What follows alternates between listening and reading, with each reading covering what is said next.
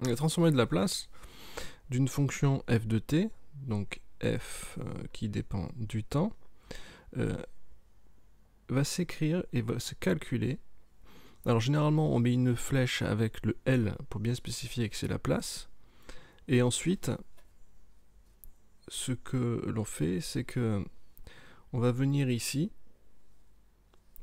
mettre la fonction f en majuscule pour dire qu'elle est calculée par Laplace. Et c'est l'intégrale de 0 à plus l'infini de exponentielle moins pt f de t dt. Voilà ce qu'est la transformée de Laplace. Généralement, nous avons en sciences industrielles pour l'ingénieur plusieurs fonctions canoniques, c'est simplifié, dont les fonctions échelon, qu'on peut appeler aussi fonction d'existence. Cette fonction d'échelon, on va l'appeler petit u de t, alors ne pas confondre avec la tension.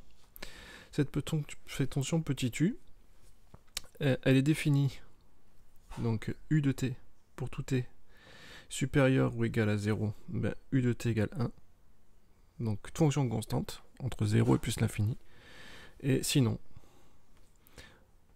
pour tout t strictement inférieur à 0, ben, u de t égale 0. Alors cette fonction échelon, on peut la tracer sur l'axe des temps, en seconde, hein.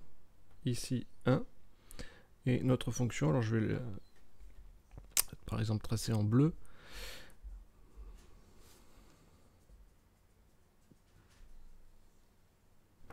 voilà.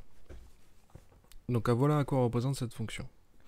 Si maintenant je calcule la transformée de Laplace de cette fonction échelon, en fait la transformée de Laplace d'une fonction constante, donc petit u de t,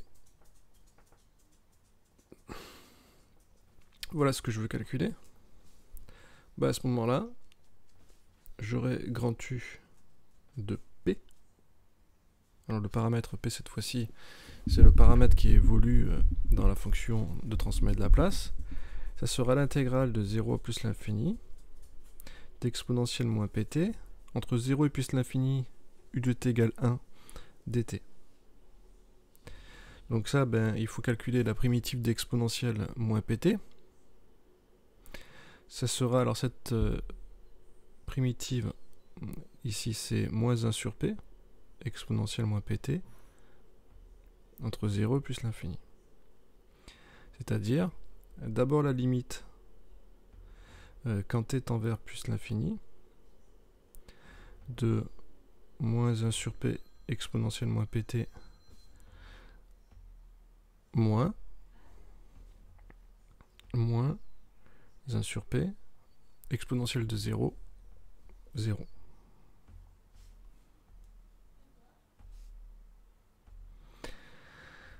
Alors, nous devons calculer cette limite.